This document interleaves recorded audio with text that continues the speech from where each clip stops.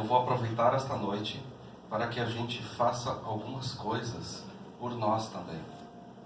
Que a gente, de alguma maneira, possa aproveitar esse tempo para alcançar algo de bom, para ter valido a pena ter saído de casa e estar aqui para, de alguma maneira, encontrar um pouco mais de si mesmo e encontrar as melhores partes.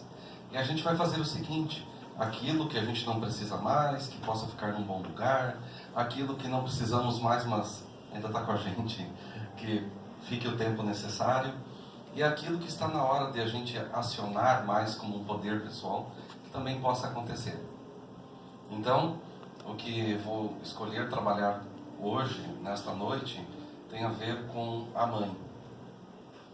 Eu vou atender, vou fazer as constelações de quem está inscrito para constelar, porém, eu escolhi fazer deste encontro uma oportunidade de conversarmos sobre algum tema. Entre meio uma constelação ou outra, quando abre o campo, eu estarei falando sobre o tema. E por que escolhi a mãe, vocês vão notar no caminho, tá bom? Não é porque é o mês das mães, será que é isso? Não, mas a gente sabe que mãe é todo dia, né? E por que é importante sair de casa e fazer um trabalho como este, assistir algo desta forma? Porque aqui forma um campo de energia da nossa mente, do nosso poder do inconsciente, que gera curas em cada um de nós de alguma forma, algo que se leva, uma esperança, um acolhimento, uma força que acionamos, algo que a gente começa a dar conta: nossa, agora eu estou entendendo. E muitas vezes é com a história de alguém que vai constelar. Como que nós estamos nesta condição humana, que nos disseram que quanto mais conhecimento tivéssemos, mais felicidade teríamos, que quanto mais equipamentos modernos tivéssemos, mais tempo sobraria. Aí inventaram o carro, ficou bem mais fácil. A gente faz distâncias que antes nossos ancestrais precisariam 5 dias, a gente faz em poucas horas, né? Caminhando, então, eu estou falando a cavalo, porque caminhando 5 dias, eu até hoje vi duas pessoas que acredito até que escolheram caminhar, porque elas estavam bem equipadas. Eu parei, almocei na estrada, entrei na cidade onde nasci, em Iraí. Na verdade, eu fui até o cemitério prestar honras aos meus familiares falecidos, é uma prática da família. E saindo, já andando um pouquinho mais, encontrei eles. Nossa, eles fizeram 3 quilômetros, 5 quilômetros, não sei quanto, né? E aí eu percebi de novo como muitas vezes podemos sim caminhar, se exercitar, mas se estamos com um pouco mais de pressa, precisamos trocar o veículo. Daí troca os tênis por sapatos de borracha redondos, né? Ou qualquer outro tipo. Aí tem um avião.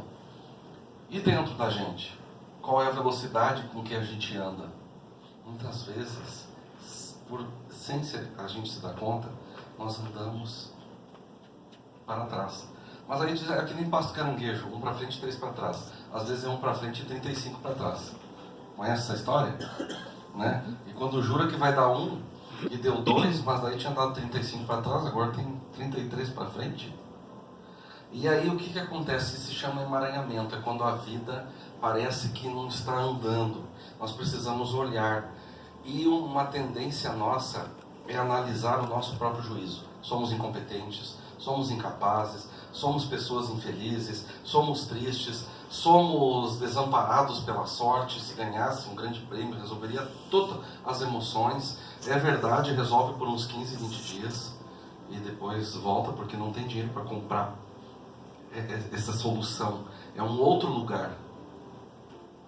E aí passa o tempo e a gente, sem se dar conta, vai murchando por dentro.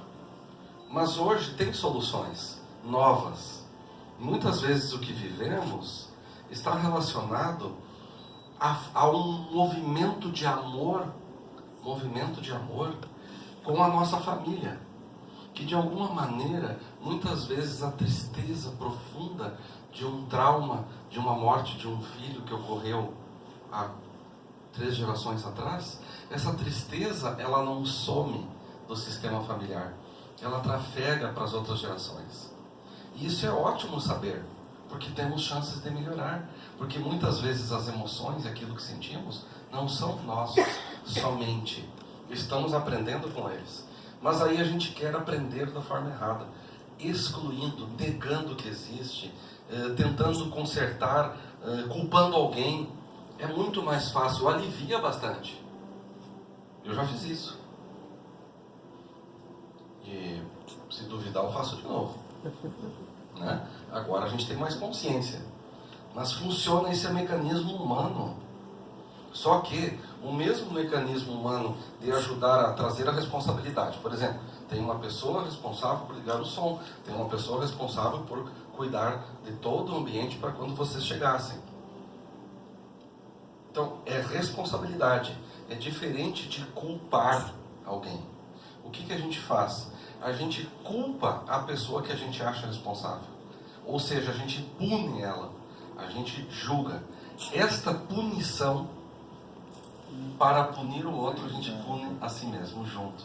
Porque a gente tem que viver a experiência daquele veneno emocional para poder sustentar aquilo todos os dias a respeito de alguém. Isso cansa. Por que cansa? Porque chega um dia que a mente, o espírito, a parte mais inteligente que nós temos diz assim, chega. E aí a parte do cérebro diz, mas eu quero continuar. Aí a parte do cérebro cansa, agora eu não quero mais, mas às vezes não sabe onde encontrar a solução. Então, quando nós olhamos de uma forma profunda para o nosso sistema familiar e entendemos que é um movimento de amor machucado, uma criança ferida. Muitas vezes, quando somos crianças, a gente tem que sobreviver a algumas questões. E a gente tem medo de ser abandonado, a gente tem medo de ser rejeitado, a gente faz qualquer coisa para ser aceito. Só que nós não conhecemos a cabeça dos adultos, a gente fantasia coisas. A gente rotula como é que é o pai, como é que é a mãe, como é que é a vida, o que a gente passa a entender o que é a vida. E isso se tornam crenças sobre como eu passei a acreditar que é o mundo. E a gente não se dá conta que a gente já não é mais criança, mas aquele software, aquela programação mental continua se repetindo todos os dias.